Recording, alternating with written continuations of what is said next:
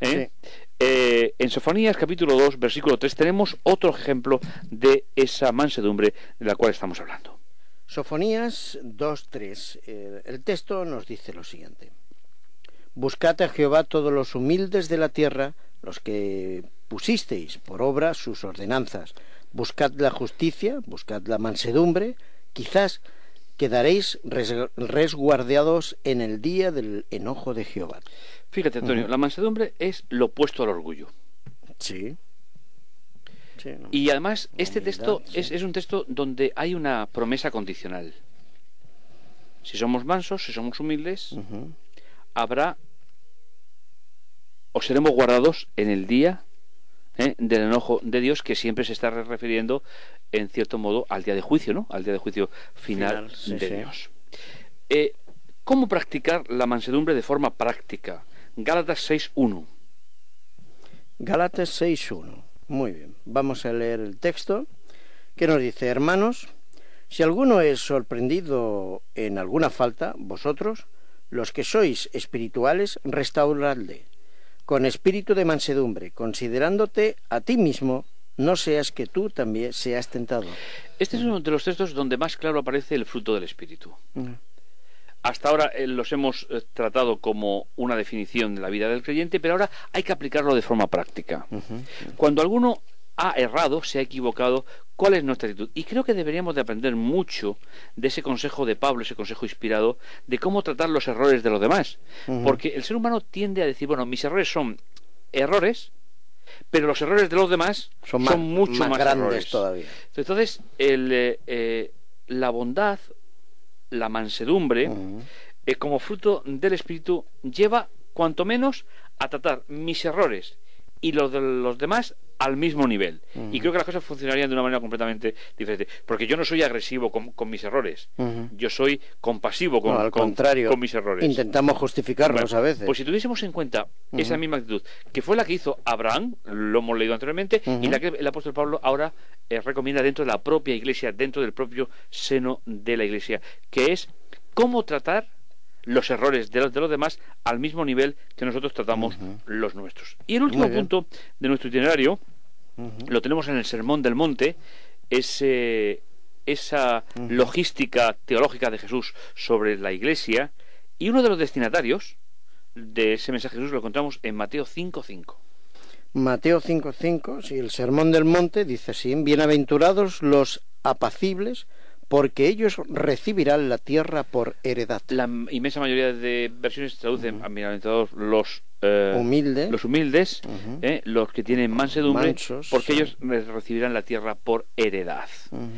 En el contexto de Jesús, en un público judío, donde el concepto de tierra y soberanía de Dios era muy importante, este texto tiene una magnitud especial.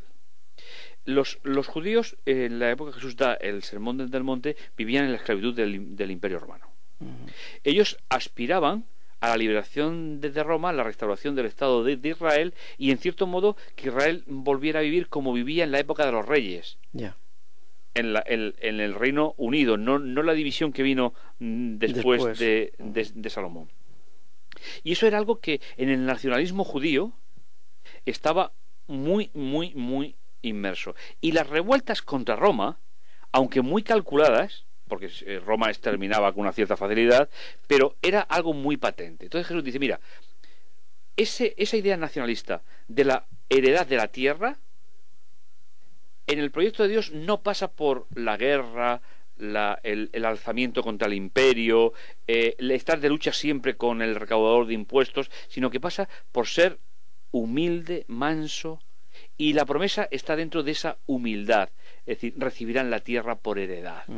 Es un contexto de controversia doctrinal muy importante para desmitificar todos los errores del judaísmo que había en la época. Cada uno de las bienaventuranzas es un error del judaísmo, pasado a la dimensión espiritual que Jesús mantenía en aquel momento. La tierra por heredad. La gran ilusión de todo creyente de aquella época y de esta, porque esperamos la segunda venida de Jesús. Muy bien, pues hasta aquí hemos terminado nuestro itinerario. Todavía nos queda parte del programa, tal vez de lo más interesante. Vamos a escuchar con atención las indicaciones y orientaciones que nos hará el pastor Pablo Armero en nuestra última parte, en pocas palabras. Y ahora, como siempre, vamos a escuchar estas notas musicales y a petición de un buen amigo mío, que le gusta mucho la musiquita que ponemos en intermedio, pero dice que es corta. O sea que vamos a poner unos segundos más, bueno, pues para que disfrute. Así es que para este querido amigo... Tu amigo está diciendo que nos callemos nosotros y que hable la música, ¿no? Posiblemente le guste más la música que lo que decimos nosotros, no lo sé. Pero en todo caso, a petición, con cariño, y para todos nuestros oyentes, claro, vamos a escuchar la música habitual en este programa, pero unos segunditos más. Volvemos ahora mismo.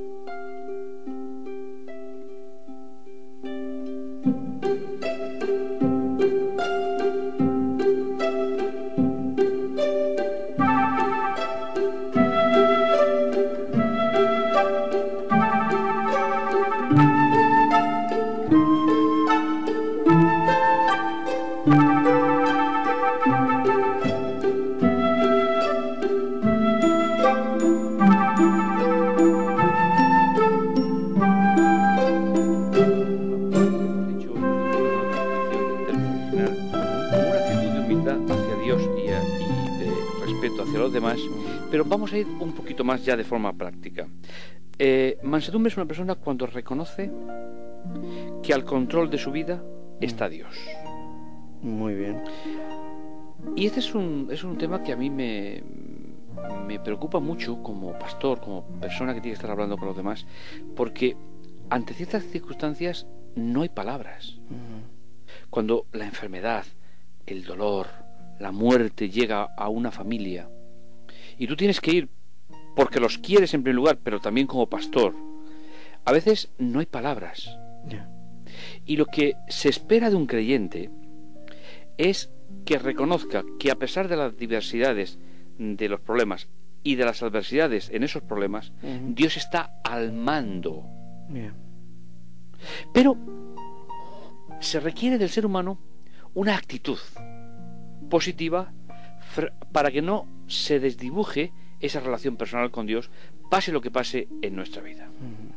No hace muchos días hablaba con una persona joven, más joven que yo, que tiene un problema de salud que le ha saltado de la noche a la mañana. Y ahí es donde tú te das cuenta cómo falla el sentido de autoridad de Dios. No es que haya perdido la fe, por supuesto, no es el sentido ese. No es que haya una crisis de fe que sea peligrosa, no. Simplemente se plantea por qué, si los médicos me dicen que yo no estoy en edad para esta patología, ¿por qué me ha tocado a mí? Mi respuesta siempre es la misma. Yo creo que esa pregunta está mal hecha. Cuando uno se pregunta ¿por qué a mí?, la verdadera pregunta es ¿por qué a mí no?, en un mundo en el cual vivimos. Entonces, plantear la pregunta ¿por qué a mí?, que es lo que hacemos todos, ya no deja lugar para la verdadera pregunta, que es ¿por qué a mí no?, en un mundo donde le pasa a millones de personas cada día lo mismo que me está pasando a mí. Si salimos de ese interrogante ¿por qué a mí no?, y sigo conservando mi relación personal con Dios y reconozco la autoridad de Dios, ahí es donde entra el concepto de mansedumbre. Muy bien, sí. Si están muriendo por enfermedades cardíacas todos los días millones de personas en el mundo, o miles de personas en el mundo, la pregunta es ¿por qué a mí no? Es decir, la pregunta, no es ¿por qué a mí? La pregunta es ¿por qué a mí no? Y si yo respondo de forma positiva, entonces puedo vivir la misma experiencia que hemos visto a lo largo de el itinerario que hemos marcado en nuestro texto. Jesús dice: llevad mi yugo sobre vosotros y aprended de mí, que soy manso y humilde. Jesús está invitando a que tengamos una vivencia relacional con Dios, que finalmente seguimos hablando de fe, como ya hemos explicado anteriormente. Luego tenemos casos como el de Abraham, el de José, o el de David, o el del hombre más manso de la tierra, que fue Moisés, según dicen, o el del propio Jesús. Abraham, sí, viendo que había posibilidades de enfrentamiento entre sus pastores, ¿no?, y los de su sobrino, y sabiendo que el motivo era el buscar el pasto, lo más fácil posible, finalmente es lo que el trabajador, pues en cierto modo, suele plantear. Abraham dice, bueno, yo no me voy a quedar sin pasto, habrá que buscarlo más, habrá que andar más, pero no quiero conflictos. Y le dice a su sobrino, con una cierta mansedumbre, pienso que calculada, ya que Abraham es un personaje bastante inteligente, bastante bien formado, mira, elige tú y yo iré a la otra parte. La avaricia, el orgullo, que es una de las grandes características de nuestra época, Abraham la rechazó y no permitió que la lógica situacional le empañara que Dios está al control de la vida, aunque tuviese que andar algún paso más en su camino. José fue igual.